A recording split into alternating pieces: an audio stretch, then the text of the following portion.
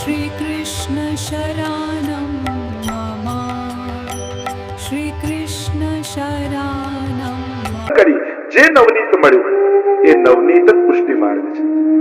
આ ભાગવતજીના સાર રૂપે શ્રી મહાપ્રભુજી આપણને આ સેવા માર્ગ અને પુષ્ટિ માર્ગ આપ્યો છે. એવી આ દિવ્ય કથા શ્રીમદ ભાગવત છે. ભાગવતજીને જો એક જ વાક્યમાં સમજાવું તો પ્રશ્નથી કૃષ્ણ સુધીની યાત્રા એ ભાગવત છે. પ્રશ્નથી શરૂઆત થાય. અનેકવિધ પ્રશ્નો આપણા બધાના જીવનમાં છે. શું ભગવાન હશે? શું આ દુનિયા ભગવાને બનાવી હશે? શું બધું કરાવનારો ભગવાન છે? શું દરેક જીવને જીવાડનારો ભગવાન છે? અનેક પ્રકારના પ્રશ્નો આપણા જીવનમાં છે. એક વસ્તુ યાદ રાખજો, ભગવાન એ પ્રશ્નાર્થનું નામ નથી, ભગવાન એ પૂર્ણ વિરામનું નામ છે. ભગવાન એટલે વિશ્રામ, ભગવાન એટલે વિરામ, ભગવાન એટલે સંશય નહીં, ભગવાન એટલે સમાધાન. જીવનના સમસ્ત પ્રશ્નોનો ઉત્તર એ ભગવાન છે. દુનિયામાં 6.5 અબજ લોકો રહે છે. દરેકને પૂછો તમારે શું જોઈએ, તો બધાનો જવાબ જુદો જુદો હોય. પણ દરેકને પૂછો શા માટે જોઈએ છે, તો બધાનો એક જ જવાબ હશે, સુખી થવા માટે, શાંતિ મેળવવા માટે. દુનિયાના દરેક વ્યક્તિને સુખ અને શાંતિ જોઈએ છે. પણ તકલીફ એ છે, સુખ મેળવવા આપણે બધા જ દુખી છીએ અને શાંતિ મેળવવા માટે બધા જ અશાંત છીએ. સુખ અને શાંતિ ક્યાંક હોય તે ભગવાનના ચરણારવિંદમાં છે. આ ભાગવતજીનું શ્રવણ કરતા કરતા દરેક પ્રશ્નોના ઉત્તર મળવા લાગશે. ભગવાન પછી સંશય નહીં રહે, ભગવાન પછી સમાધાન બની જશે. એવી આ દિવ્ય ભાગવતની કથા છે કે જેમાં સમસ્ત અવતારોનો વાસ છે. તમને એમ થાય કે 24 અવતાર ભગવાનના જ્યાં જ્યાં મંદિરો હોય બધે દર્શન કરવા જાઓ, મહિનાઓ નીકળી જાય પણ 24 અવતારના મંદિર નહીં મળે. પણ ભાગવતજી એ 24 અવતારનું મંદિર છે. ભાગવત કથામાં સમસ્ત અવતારો પ્રગટ થાય છે. જ્યાં જ્યાં ભાગવત કથા થતી હોય એ સૌથી મોટું તીર્થ બની જાય છે સ્થાન. કારણ કે ત્યાં સમસ્ત તીર્થોનો વાસ થઈ જાય છે, ત્યાં સમસ્ત દેવતાઓનો વાસ થઈ જાય છે, ત્યાં સમસ્ત ઋષિઓ મુનિઓ દેવો આવીને વિશ્રામ કરે છે. એવી દિવ્ય ગાથા એ સ્થળની થઈ જાય છે જે સ્થળમાં ભાગવતજી બિરાજમાન થતા. આજથી ભાગવતજી બિરાજ્યા બાદ આ સ્થળ આ વિશ્વનું સૌથી શ્રેષ્ઠ તીર્થ બની ચૂક્યું છે. અહીંયા આવીને સાંભળો ન સાંભળો જુદી વાત, પણ એક ઘડી આવીને બેસો ને તો એ સમસ્ત પાપો નિર્મૂલ થઈ જાય. એવી મહત્તા ભાગવતજીની ભૂમિની થઈ જાય છે. એમ ભાગવત શાસ્ત્ર કહે છે. એવી આ દિવ્ય ગાથા છે. આ સાક્ષાત શ્રીનાથજી બાબાનું વાંગમય સ્વરૂપ કહેવાય છે. અનેક પ્રકારના સ્વરૂપો ભગવાનના કહેવામાં આવે. શૈલી, દારૂમયી, લૌહી, લેપ્યા, લેખ્યા ચ સૈક્તિ, મનોમયી, મણિમયી, પ્રતિમા અષ્ટવિધા સ્મૃતા. 8 પ્રકારની ભગવત પ્રતિમાઓનું શાસ્ત્રોમાં વર્ણન છે. શૈલી શિલાની, દારૂમયી કાષ્ઠની, જગન્નાથજી આદિનું સ્વરૂપ આપણે જોઈએ તો દારૂમયી કાષ્ઠની છે. લૌહી ધાતુની, લેપ્યા બેઠકજી આદિનો ક્રમ લિપિને ચોતરો બનાવવામાં આવે. લેખ્યા હસ્તાક્ષરજીની પણ આપણે ત્યાં સેવા થાય છે, ચિત્રજીની પણ આપણે ત્યાં સેવા થાય છે. ઘણા લોકો પ્રશ્ન કરે કે શું ચિત્રજીની સેવા થઈ શકે? હા, આપણે ત્યાં શાસ્ત્રોક્તનું પ્રમાણ છે. એને પણ ભગવત સ્વરૂપ માનવામાં આવે છે. લેપ્યા લેખ્યા ચ સૈક્તિ રીતિ મનોમય, દરેકના મનમાં એક પ્રતિમા સિદ્ધ થાય છે, અને મણિમય. આમ 8 પ્રકારની પ્રતિમા કહી છે. પણ ભાગવતજી તો વાંગમય સ્વરૂપ છે, વાણીમય સ્વરૂપ છે. અને એટલા માટે જ ભાગવતજીને વાંચવા કરતા સાંભળવાની મહત્તા વધારે છે. આ શબ્દમય સ્વરૂપ છે. કારણ કે જેવા જેવા અસુર થયા એવા એવા ભગવદ અવતાર થયા. હિરણ્યકશ્યપુને મારવો છે તો નરસિંહ બનીને આવ્યા, હિરણાક્ષને મારવો છે તો વરાહ બનીને આવ્યા, બલિરાજા પર કૃપા કરવી છે તો વામનમાંથી વિરાટ થયા. તો કહ્યું કે આ વાંગમય સ્વરૂપ કેમ લેવું? પ્રભુએ આવું સ્વરૂપ કેમ લીધું? તો કે અહીંયા અસુર પણ એવો છે. કે અસુર કોણ છે?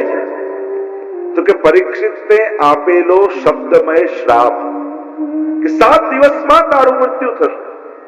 તો શ્રાપ શબ્દમય છે, તો અહીંયા ભગવાન પણ શબ્દમય બનીને આવે છે. અને આ શ્રવણ કરતા કરતા શ્રાપિતને સમર્પિત બનાવનારી કોઈ કથા હોય તો એ ભાગવત કથા છે. અને શ્રાપ બધાને લાગેલો છે. કોઈને 8મો દિવસ મળતો નથી. બધાને રવિ થી સોમ સુધીમાં જ જવાનું છે.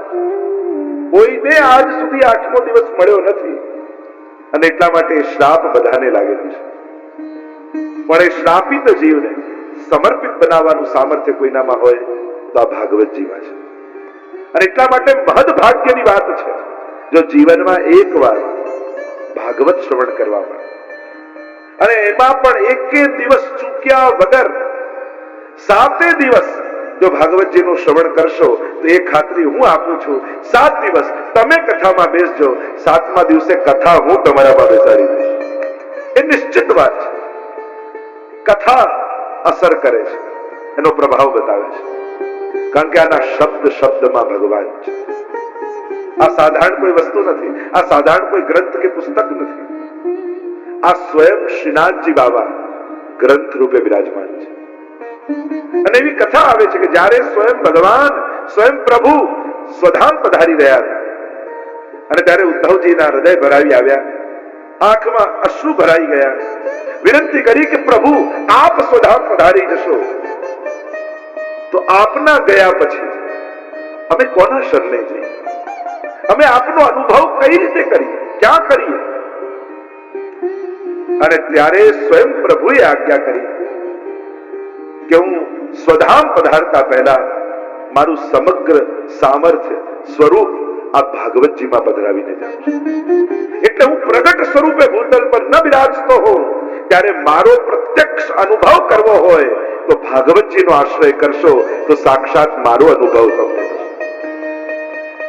સ્વયં શ્રી કૃષ્ણ શ્રીનાથજી બાવાનું પ્રગટ સ્વરૂપ એ ભાગવતજીમાં વિદ્યમાન છે. દ્વાદશાંગો હિ પુરુષાહ, જબ વેદે કહ્યું કે પરમાત્માના 12 અંગ છે તો ભાગવતજીના પણ 12 સ્કંદ છે. પહેલો ને બીજો સ્કંદ બંને ચરણ, ત્રીજો ને ચોથો સ્કંદ બંને બાહુ, પંચમ અને ષષ્ઠ સ્કંદ બંને જંઘાઓ, સપ્તમ સ્કંદ શ્રીનાથજી બાબાનો મુષ્ટિક વાળો હાથ, 8મો ને 9મો સ્કંદ બંને વક્ષસ્થળ, 10મો સ્કંદ શ્રીનાથજીનું હૃદય, 11 સ્કંદે મસ્તક, 12મો સ્કંદ શ્રીનાથજી બાબાનો ઊંચો ઉઠેલો હાથ. આમ 12 અંગ વાળા પરમાત્મા તો 12 સ્કંદ વાળા ભાગવતજી. સ્વયં મહાપ્રભુજી બંનેના સ્વરૂપની સરખામણી કરતા બતાવે છે કે જે 12 અંગ શ્રીનાથજીમાં છે એ જ 12 સ્કંદ ભાગવતજીમાં બિરાજે છે. શ્રીનાથજી બાબાનો ઊંચો ઉઠેલો હાથ, અને ઊંચો હાથ ઉઠાવી શ્રીનાથજી બાબાના સ્વરૂપની ભાવના છે ને પોતાના શરણમાં બોલાવે છે. શ્રીનાથજી બાબા આવ આવ આવ આવ. નિકુંજના દ્વાર ઉપર શ્રીનાથજી ઠાડા છે. સ્વરૂપની ભાવના તમે જુઓ તો આસપાસ કંદરા છે ગિરિરાજજી, અને કંદરાના દ્વાર ઉપર ઉભેલા શ્રીનાથજી પોતાના નિજ ભક્તોને, લીલાથી વિખુટા પડેલા જીવોને દ્વાર પર આવી અને આમંત્રિત કરી રહ્યા છે, આવ આવ આવ આવ. અને એટલા માટે કદાચ ભાગવતજીની કંકોત્રી ન મળે ને તોય વાંધો નહીં. કારણ કે જેના લગ્ન હોય એ વરરાજા આવીને તમને કહી જાય કે મારા લગ્નમાં આવજો, પછી કંકોત્રીને તમે રાહ જુઓ. એમ સ્વયં શ્રીનાથજી બાબા નિકુંજના દ્વાર ઉપર ઉભા રહી તમને આમંત્રિત કરી રહ્યા હોય કે આવ આવ આવ, પછી કોઈ કંકોત્રીની રાહ જોવાય? ભાગવતજીના આમંત્રણ આપનારા સ્વયં શ્રીનાથજી એ જ સર્વજનોને આમંત્રિત કરે છે, આવ મારા શરણમાં. અને જીવ શરણમાં આવે ને એટલે શ્રીનાથજી બાબા મુઠ્ઠી બંધ કરી એના હૃદયને મુઠ્ઠીમાં બંધ કરી લે. શ્રીનાથજી બાબા કમર પર હાથ છે ને, મુઠ્ઠી વાળો હાથ, એટલે એના હૃદયને બંધ કરે અને અંગૂઠો બહાર કાઢીને માયાને અંગૂઠો બતાડે છે કે હવે આ જીવ મારો થઈ ગયો, તારા કામનો રહ્યો નથી. હવે તારો પ્રભાવ આના પર નહીં ચાલે, કારણ કે આ હવે મારી શરણમાં છે. શરણ આયે સોહી તારે, જે જન શરણ આયે સોહી તારે, जितनी रवि छाया की कनिका इतने दोष हमारे. અનેક દોષોથી ભરેલો જીવ જ્યારે પ્રભુનું આમંત્રણ જુએ અને એમ કહે કે પ્રભુ મારી અંદર તો અનેક દોષ છે, હું કેમ આપની શરણે આવું? તેના દોષો છોડું પછી આપની પાસે આવું. અમારા શ્રીનાથજી બાબા, મારા ભાગવત ભગવાન એમ કહે એ જીવને કે તારી અંદર દોષો છોડવાનું સામર્થ્ય છે જ નહીં. કોઈ એમ વિચારતું હોય કે બધા પાપોમાંથી, અપરાધોમાંથી, દોષોમાંથી હું મુક્ત થઈ જાઉં, પછી પ્રભુની સેવા કરું, પછી પ્રભુ પાસે જાઉં, પછી એમની સન્મુખ થાઉં, તે જીવમાં સામર્થ્ય છે જ. તમે ગમે તેટલી કોશિશ કરો, ન જાણવા છતાંય અપરાધ થાય છે. छिन छिन में अपराध परत है. એટલે તો કહું ભલે બુરે સૌ તેરે, શ્રી વલ્લભ ભલે બુરે સૌ તેરે, જો બની આવે સોહી વિમુક્તા, કહા કરે જીવ વિચાર. અહીંયા તો જે કરીએ છે એ ક્યાંક ને ક્યાંક અપરાધ જ કરીએ છે. દોષોમાંથી મુક્ત થવું કઈ રીતે? તો પ્રભુ બે હાથ ફેલાવીને કહે છે, સર્વ ધર્માન પરિત્યજ્ય મામ એકમ શરણમ વ્રજ, અહં ત્વા સર્વ પાપેભ્યો મોક્ષયિષ્યામિ મા શુચિ. તું મારી શરણમાં, હું તને તારા બધા જ પાપોમાંથી મુક્ત કરીશ. તું જેવો છું. પુષ્ટિ માર્ગની વિશેષતા એ જ છે. અહીંયા એમ નથી કહેતા કે પહેલા શુદ્ધ થા પછી આ. પુષ્ટિ માર્ગમાં એમ કહે તું જેવો છો એવું પ્રભુની શરણે થઈ જાય, પ્રભુ તને શુદ્ધ કરશે. તું જેવો છો એવું પ્રભુ તને સ્વીકારવા તૈયાર છે. અને એટલા માટે આ ભાગવત ભગવાન એ વ્યવહારુ પરમાત્મા નથી, એ કૃપાળુ પરમાત્મા છે. અહીંયા ભગવાનનો તમારી સાથે વ્યવહાર નથી કે તું આટલું કરે તો હું આટલું તને આપું, તે આટલું કર્યું તો તારા પર આટલી જ કૃપા કરવાની. આવું ગણિત અમારા ઠાકોરજીને આવડતું નથી. અને એટલા માટે આવા ગણિતો ઠાકોરજીને તમે શીખવાડતા નહીં.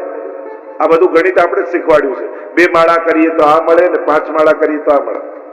પ્રભુ કે મને ગણિત આવડતું નથી, મારું ગણિત તારા કરતા ઊંધું છે. હું તો એવું ગણું કે રાઈ જીતની સેવા કો ફલ માનત મેરુ સમાન. મારું ગણિત આવું કે રાઈ જેટલી સેવા કરે ને તો એ મેરુ પર્વત જેવું ગણું. આવું મને આવડે છે. આવા ભોળા આપણા ઠાકોરજી છે. અને એટલા માટે આપણા લૌકિક ગણિતો ઠાકોરજીને શીખવાડવા નહીં. પ્રભુ ગણી ગણીને આપતા નથી, પ્રભુ તો વર્ષે છે. અને એટલા માટે ભાગવતમાં વિરાજમાન પ્રભુ અતિ કૃપાળુ છે. એટલે પેલી કથા નથી આવતી કે આમ પ્રભુ જયારે શેરડી છોલતા હતા ને આંગળી કપાઈ ગઈ અને બધી પટરાણીઓ પાટો ગોતવા નીકળીને દ્રૌપદીએ સાડી ફાડી અને આંગળીમાં બાંધી દીધી. અને રાતના પ્રભુ એક એક તાતણા ગણે છે. રાણીએ પૂછ્યું કે આ શું કરો છો પ્રભુ? પ્રભુએ કહ્યું તમને નહીં સમજાય. અને કદાચ 999 સાડી બીજા જ દિવસે પ્રભુએ લાઈને આપી દીધી હોત દ્રૌપદીને તો ઇતિહાસમાં લખાત, ગ્રંથોમાં ગવાત. પણ જયારે ચીર ખેંચાતા હતા દ્યુત ક્રીડા સમયે, કહેવાતા બધા જ મોટા લોકો માથું ઝુકાવીને બેઠા છે અને ત્યારે દ્રૌપદી પુકાર કરે છે દ્વારિકાધીશના નામનો, અને મારો દ્વારિકાનો નાથ દ્વારિકાથી દોડતો આવી અને દ્રૌપદીના ચીર ભરે એવો અમારો ઠાકોરજી ભાગવતમાં બિરાજે છે. ત્યારે કોઈ સાથ નથી આપતું, ત્યારે અમારો ભગવાન આવીને ઉભો રહે છે. એવા ઠાકોરજી અમારા ભાગવતજીમાં બિરાજે છે. આ ભાગવતજીની ગાથા બહુ દિવ્ય છે, અલૌકિક છે. આ અલૌકિક ગ્રંથ છે, આ લૌકિક ગ્રંથ નથી. આપણા બધાની તકલીફ એ કે આધ્યાત્મિક ગ્રંથોમાં પણ વિજ્ઞાન ગોતવા જોઈએ, વ્યવહાર ગોતવા જઈએ, વેપાર ગોતવા જઈએ. આધ્યાત્મિક ગ્રંથોમાં પણ જ્યારથી લૌકિકતા ગોતવા નીકળ્યા ને ત્યારથી આધ્યાત્મિક ગ્રંથો પરથી આપણી શ્રદ્ધા ઘટી ગઈ છે. આવું કઈ હોતું હશે, આમ કઈ થતું હશે, પણ આ છે આધ્યાત્મિક ગ્રંથ. આ લૌકિક ગ્રંથ નથી, આ વિજ્ઞાન ભણવાનો ગ્રંથ નથી, આ વ્યવહાર ભણવાનો ગ્રંથ નથી, આ વ્યવહાર છોડાવનારો ગ્રંથ છે. જેમ કોઈ કાવ્યનો ગ્રંથ હોય, કોઈ કવિતા હોય તો એમાં કાવ્યાત્મક દ્રષ્ટિએ જ એને જોવાનું હોય. કવિતા જેમાં વર્ણન કર્યું હોય કે આમ ચંદ્રમા જેવું મુખ છે, શુકની ચાંચ જેવી નાસિકા છે, આવા અધર બિંબ આવા છે, બિંબા ફળ જેવા. હવે એવું તમે ડ્રોઈંગ કરવા જાઓ તો કાર્ટૂન બને. કવિતામાં જેવું લખ્યું હોય એવું તો પિક્ચર દોરવા જાઓ તો કાર્ટૂન થાય. આનું પિક્ચર ન દોરાય, આની તો રસ લેવાય, આનો આનંદ લેવાય, આનો કાવ્યાત્મક રસ અનુભવ કરાય તો તમને સૌંદર્યનો ખ્યાલ આવે. કારણ કે કવિતા છે, એમ કોઈ વિજ્ઞાનનો ગ્રંથ હોય અને તમારે ડિસેક્શન કરવાનું આવે, તમને એમ થાય કે આ છેદ ઉડાડવાની શું જરૂર છે, ફૂલની તો સુગંધ લેવી જોઈએ, આનો આનંદ લેવો જોઈએ, પણ આ વિજ્ઞાન છે, આમાં છેદ જ ઉડાડવો પડે, આમાં જોવું જ પડે કે આની અંદર શું છે, શેનાથી બન્યું છે, કેમ કે વિજ્ઞાનનું પુસ્તક છે. એમ કાવ્યના ગ્રંથોમાં કવિતા શોધાય, વિજ્ઞાનના ગ્રંથોમાં વિજ્ઞાન બુદ્ધિ રખાય, એમ જ આધ્યાત્મિક ગ્રંથોમાં આધ્યાત્મિક બુદ્ધિ રાખવી જોઈએ. તો જ તમે એનો સાચો ઉપયોગ યા સાચું ફલ માણી શકો. આપણી તકલીફ શું છે? વિજ્ઞાનમાં અધ્યાત્મ ગોતવા જઈએ ને આધ્યાત્મિક ગ્રંથોમાં વિજ્ઞાન ગોતવા જઈએ. આમાં વિજ્ઞાન કે આપણામાં વિજ્ઞાન ગોતવાનું જ નથી.